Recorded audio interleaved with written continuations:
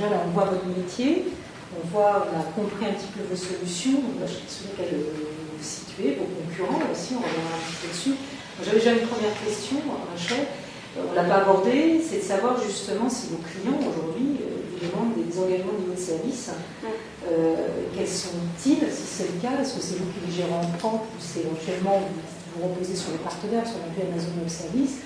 Donc, comment ça se passe un petit peu quand cette question survient, ou si elle survient déjà? Alors, assez bizarrement, la question, on l'a très peu. On l'a très peu souvent. Le SLA, c'est vrai qu'on se dit, voilà, c'est des business intelligence, on va forcément nous poser tout un tas de questions. Enfin, il y a la sécurité, il y a l'accès au service. Et finalement, aujourd'hui, nous n'en proposons pas. On peut forcément y réfléchir si un jour on a un volume très important de demandes.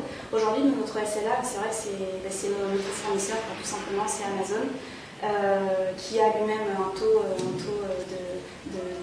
de satisfaction, de SLA très important. Moi, ce que je peux dire, c'est qu'on a en plus de 2 ans, parce qu'on utilise leur service depuis très longtemps, depuis le tout début quasiment. On a eu, moi sur mes statistiques qui sont SLA, notre serveur a été arrêté un dimanche matin pendant 2 heures. Voilà. Et on s'en souvient, on n'a que celui-ci à donner. Donc pour vous dire comme la question, c'est vrai quand on nous demande ça, moi je peux dire voilà, je peux vous ouvrir mes statistiques, il n'y a aucun problème. Mais la question finalement se pose pas comme ça. Alors après, parce que je ne vous en ai pas parlé, on travaille aujourd'hui. On fait partie d'un projet ANR et on travaille avec on travaille avec l'INRIA à Grenoble sur justement un projet qui s'appelle MyCloud et qui est en train de mettre en place en fait un SLA pour le cloud. En fait, c'est ça. Et donc nous on fait office on participe au projet en tant qu'entreprise utilisatrice. Voilà. Alors, il y a une autre question après, toujours un petit peu dans cette même notion-là. Vous avez abordé les notions de sécurité tout à l'heure, Rachel. Il y a ces aspects. Moi, ce qui m'intéresse plus, c'est plus la gestion d'accès aux données. C'est-à-dire typiquement, vous avez évoqué un petit peu, ces données peuvent être partagées, donc soit en interne au sein effectivement de l'entreprise, alors elles ne sont pas chargées sur votre solution. Néanmoins, il y a des utilisateurs après qui vont accéder au tableau de bord et donc aux données. Donc, comment ça se fait? Ils peuvent avoir justement accès à certaines données, certains tableaux de bord, pas à d'autres. C'est peut-être stratégique, en fonction de leur profil, il peut y avoir effectivement certains besoins définis. Ça peut être aussi des utilisateurs qui sont externes à l'organisation, des clients par exemple, des fournisseurs. Comment ça se passe en fait au niveau de la gestion de ces accès? Alors est-ce que c'est le client lui-même qui doit gérer ça? Est-ce que vous proposez à travers la solution des possibilités suivant des profils? Comment ça se passe? Aujourd'hui, c'est vrai qu'on n'a pas encore de projet avec 1000 utilisateurs, avec des gestions d'accès très compliquées. Et de toute façon, le jour où ça nous arrivera, on a un écosystème de partenaires qui sont là pour nous aider, on parle d'intégration IDAP, etc.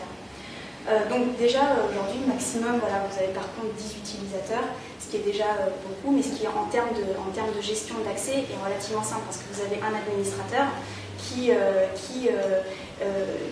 gère les accès. Donc, une personne, un utilisateur qui crée une connexion à un fichier Excel par exemple ou à un compte Salesforce peut définir si oui ou non il veut que cette connexion soit publique. Public, ça veut dire quoi? Ça veut dire les autres utilisateurs peuvent avoir accès à cette connexion. Voilà, on est à ce niveau-là de partage d'accès. C'est pareil, l'accès au tableau de bord, l'accès à la requête, tout peut être défini donc, en fonction des utilisateurs. Une fois que vous avez, donc là je parlais des utilisateurs d'un compte, d'accord, de la plateforme de business intelligence. Ensuite, quand on parle de partage à des lecteurs extérieurs à l'entreprise, vous avez, quand vous partagez votre tableau de bord, donc cette fameuse adresse URL, donc déjà, il est de la responsabilité de chacun de ne pas échanger par email. Je veux dire, après, à un moment donné, on ne peut plus rien faire si la personne décide de... Voilà. Mais donc, l'adresse URL que vous envoyez, vous pouvez la protéger donc, par mot de passe, par groupe d'utilisateurs nommés, ou vous pouvez la rendre complètement publique avec zéro, si vous voulez que tout le monde puisse la lire, zéro sécurité. Donc il y a quand même, aujourd'hui en tout cas, en termes d'accès et de sophistication des fonctionnalités qui définissent les accès, aujourd'hui nous on n'a pas de retour, en tout cas on a peu de demandes supplémentaires. Ça répond aujourd'hui. En tout cas, ça répond à la cible client que nous avons et c'est sûr que demain, oui, si on passe chez Valeo comme Google Maps, on sera sur d'autres problématiques, auquel cas on se fait accompagner par voilà, tout un écosystème. Oui, voilà, par exemple. Mais aujourd'hui, c'est nettement suffisant et puis franchement, c'est vraiment suffisant. Alors, je vais peut-être moi rester sur arrêter les questions un petit peu techniques, mais je pense qu'il y en aura peut-être d'autres après, parce qu'on a prévu quand même un échange avec la salle. Je voudrais revenir plus sur les aspects un peu prospectifs et puis marché. Donc, on a vu tout à l'heure, vous avez présenté un petit peu votre concurrence, hein, donc je ne vais pas revenir dessus. Effectivement, ils sont à peu près là, ils ont été présentés. Moi, ce qui m'intéresserait, c'est plus de mettre en dynamique, on a vu notamment les bons acteurs, donc sur les Benso, qui aussi ont leurs propres évolutions, hein, donc ils ont leur solution beaucoup et qui vont vers ça, et c'est bien, ça porte le message. Il y a pas mal d'annonces ces derniers temps, comme hier. Et donc, moi, il y a 2 points sur un petit peu en dynamique. Quand on parle de données d'information, pas d'information d'entreprise, à un moment donné, ça se met la BI indirectement dans des notions aujourd'hui qui sont au tout début, sur la gestion d'information d'entreprise et la gestion du capital lié des actifs immatériels de l'entreprise. Donc, est-ce que ça, déjà, dans votre projection, alors c'est peut-être un peu loin, mais vraiment plus long terme, vous avez déjà intégré, vous avez parlé un petit peu tout à l'heure de l'ECL, comment ça se passe, si vous reparlez un peu de prospective, de BIM dans cette logique-là, ça veut dire quoi, en fait, par rapport à la société et à la solution aussi? Aujourd'hui, on se focalise vraiment sur ce qu'on sait faire et comme je vous disais, on veut faire une chose, voilà, c'est cette business intelligence et la faire bien. Maintenant, cette possibilité dans un même tableau de bord d'intégrer un pilotage sur de la donnée donc non structurée, comme je vous disais, on va dans cette optique de management de la gestion du matériel et du matériel structuré. Donc on est au début de ça. On va aller vers ça. Pour l'instant, on se concentre. Et puis, je vous dis, le fait de pouvoir mettre du fichier texte, par exemple, qui renvoie à d'autres éléments web, ce genre de choses, pour l'instant, c'est suffisant à notre niveau. D'accord. Et donc, tout de même en parallèle, vous avez évoqué tout à l'heure une dimension, c'est la mobilité. Hein, vous avez commencé à l'aborder, vous avez parlé effectivement de l'iPhone, en fait, de l'Apple. Ça veut dire qu'aussi, ça peut être décliné sous Android. Bien sûr, et c'est même beaucoup plus simple aujourd'hui pour nous d'aller par rapport peut-être à moins de contraintes, moins de barrières. Donc, ça, c'est vraiment l'année 2011, ce sera pour vous vraiment. Oui, complètement. On nous demande, il faut qu'on soit capable de le faire, beaucoup d'acteurs le font. Je ne suis pas forcément persuadée que je pense que c'est très mode et que l'utilisateur au final, je pense pas que ce soit un support très intéressant pour la sur les tablettes PC. Moi je pensais plus maintenant la génération qui va arriver avec les PC, qui va commencer à rentrer dans le monde de l'entreprise. Demain, à très très court terme, on est capable d'embarquer les tableaux de bord en fait et de les lire et de les manipuler sur un support mobile. Beaucoup de personnes qui veulent avoir juste une boîte à outils BI et pouvoir faire de la requête ad hoc sur leurs données et qu'on ne les pollue pas avec des modèles préétablis, etc. Donc ça, c'est ce que nous faisons aujourd'hui.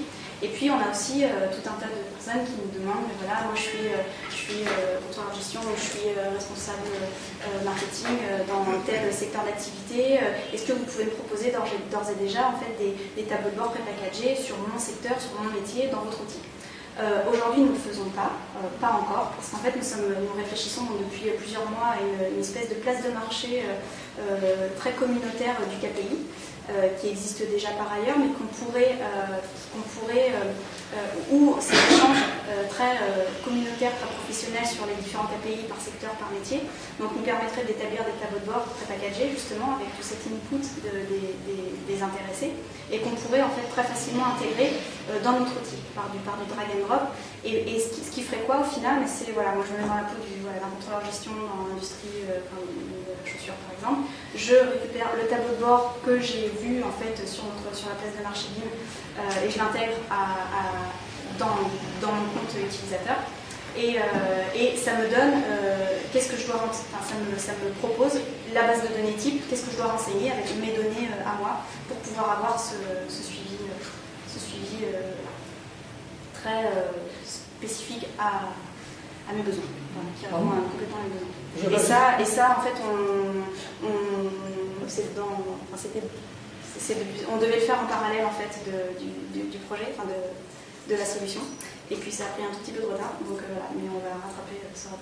D'accord. Bon, moi j'aurais une dernière question, parce qu'après quand même aussi, vous aviez le temps de m'en poser, surtout qu'on n'a pas l'occasion, comme vous êtes basé sur Montpellier, de vous avoir sous la main comme ça tous les jours.